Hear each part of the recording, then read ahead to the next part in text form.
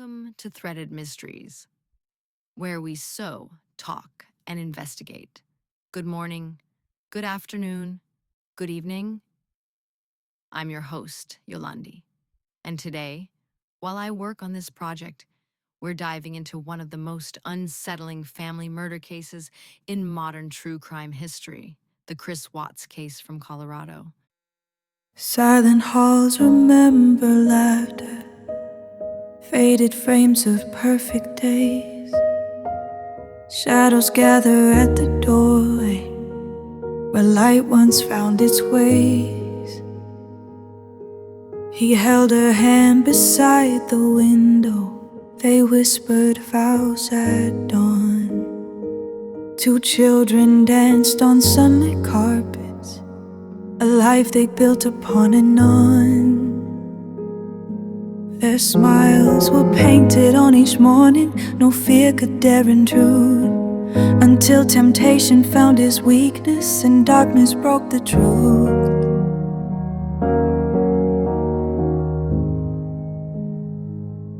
Oh, perfect home, now shattered glass, echoes of the love that died. He traded hearts for secret lies and left their souls to cry. Her portrait draped in mournful silence, their laughter turned to ghosts. He walked away into her arms, betraying every hope.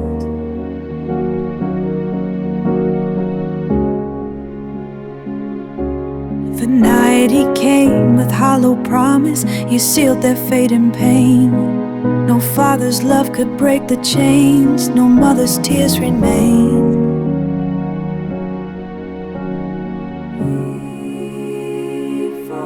Into the darkened valley, for what we cannot say. The perfect dream dissolved in madness, love's price was all they paid. Oh, perfect home, now shattered glass, echoes of the love that died. He traded hearts for secret lies and left their souls to cry.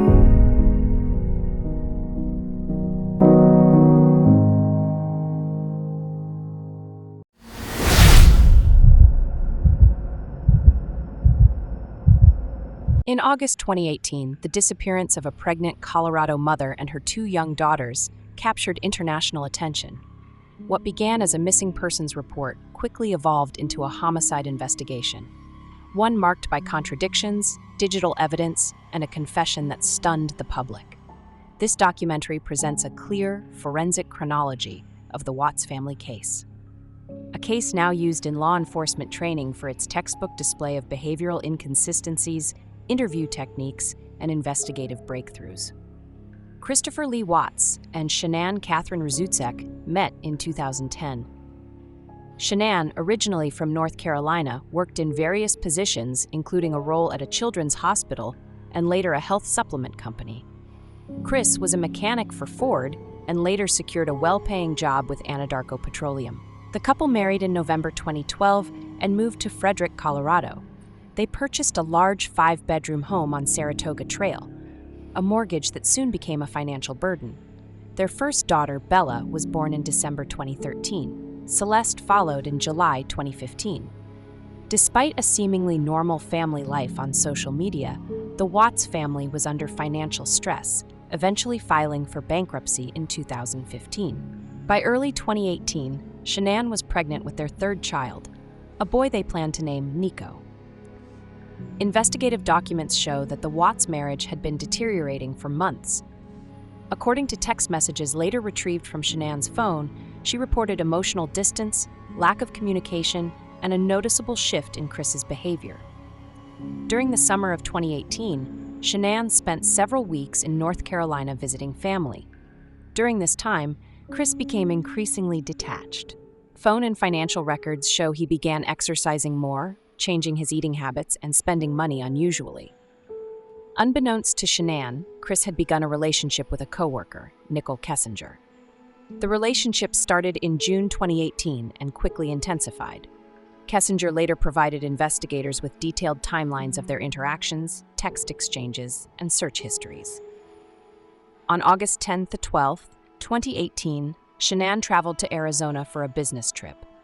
During this period, Chris arranged childcare, met with his girlfriend, and conducted several internet searches regarding vacations, apartments, and relationship issues.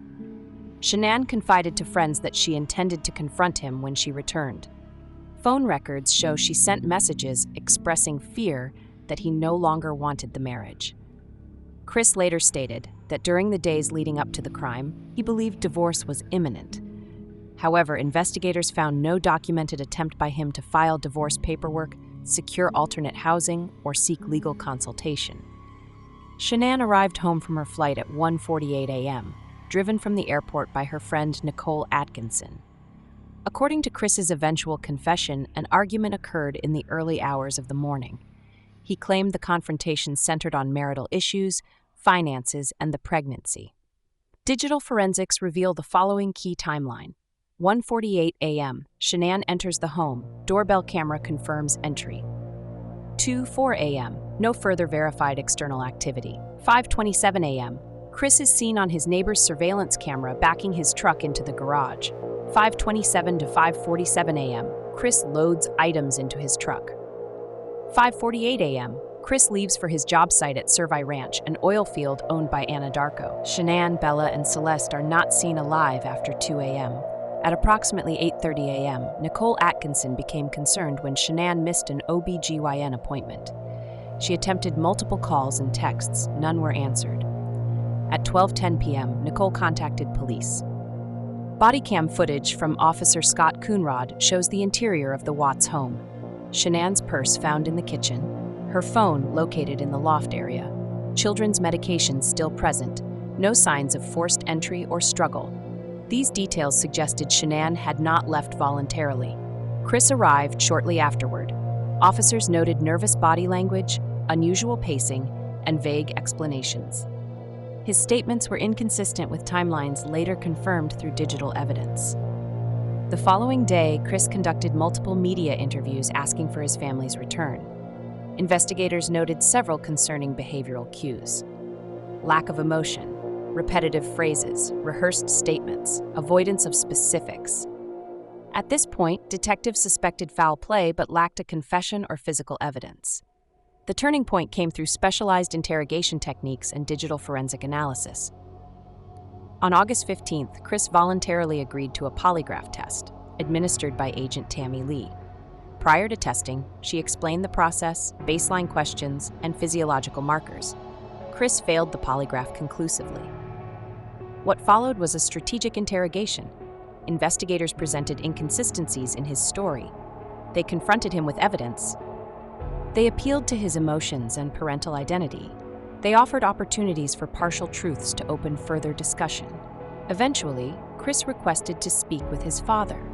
During that conversation, recorded on surveillance audio, he admitted Shanann was dead, but blamed her for harming the children. Detectives recognized this as a form of minimization, a common tactic among offenders seeking to lessen culpability. They continued pressing until Chris agreed to disclose the location of the bodies. Chris directed authorities to a remote Anadarko petroleum site, Servi Ranch, approximately 40 miles from the Watts residence. There, investigators located Shanann's body buried in a shallow grave, Bella and Celeste's bodies inside separate oil tanks. This discovery contradicted Chris's earlier claims and provided physical evidence establishing homicide. Crime scene investigators documented the area, photographed the tanks, collected soil samples, and later conducted a full autopsy and forensic analysis. Autopsies were performed by Dr. Michael Burson of the Weld County Coroner's Office. Key findings: Shanann Watts, cause of death, asphyxiation by manual strangulation, preterm male fetus present. Bella and Celeste Watts, cause of death, asphyxiation, no lethal drugs found, injuries consistent with smothering. Oil exposure post-mortem only. These findings, combined with time-stamped GPS data from Chris's work truck, supported the prosecution's timeline.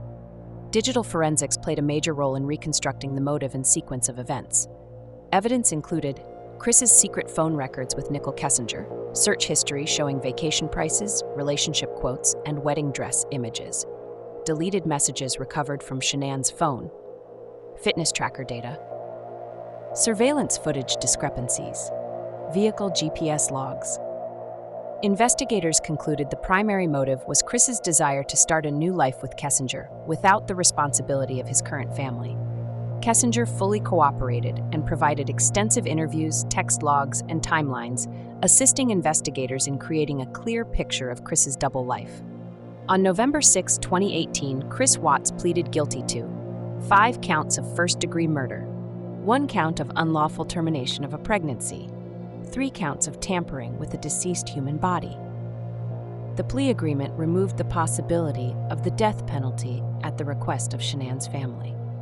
On November 19th, Judge Marcelo Kopkow sentenced Chris to life imprisonment without parole, 5 consecutive counts, 48 years for the unlawful termination of pregnancy, 12 years for each count of tampering with a body, 3 counts. He was transferred to the Dodge Correctional Institution in Wisconsin due to safety concerns.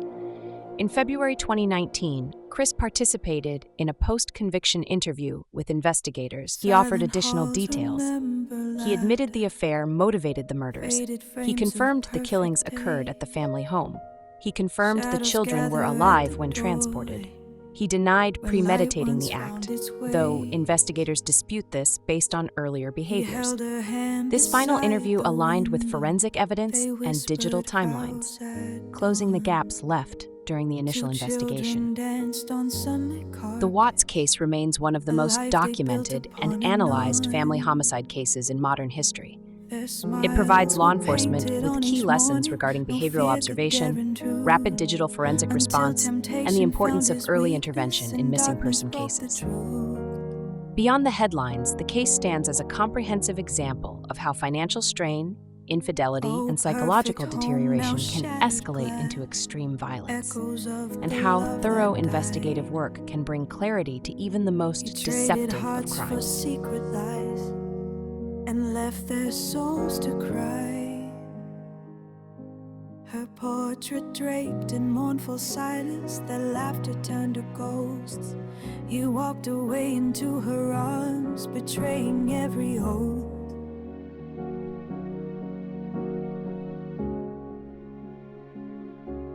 The night he came with hollow promise, you sealed their fate in pain.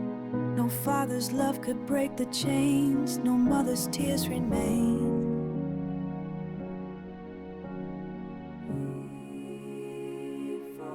And to the darkened valley, for what we cannot say, the perfect dream dissolved in madness, love's price was all they paid. Perfect home, now shattered glass, echoes of the love that died. He traded hearts for secret lies and left their souls to cry.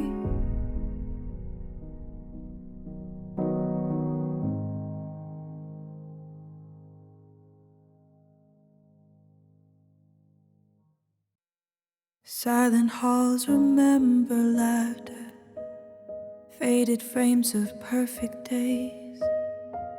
Shadows gather at the doorway, where light once found its ways. He held her hand beside the window, they whispered vows at dawn. 2 children danced on sunlit carpets, a life they built upon and on. Their smiles were painted on each morning, no fear could dare intrude, until temptation found his weakness and darkness broke the truth.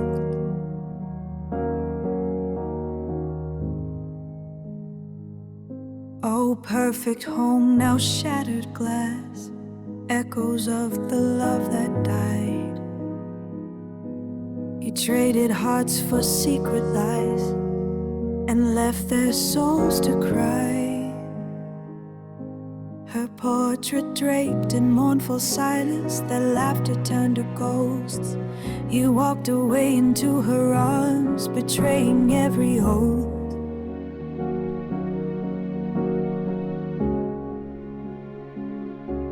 The night he came with hollow promise, you sealed their fate in pain. No father's love could break the chains, no mother's tears remain.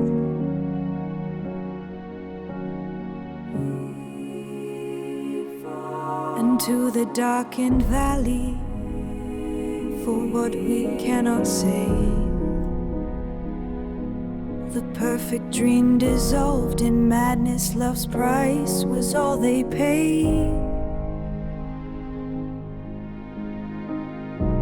Oh, perfect home, now shattered glass, echoes of the love that died. He traded hearts for secret lies and left their souls to cry.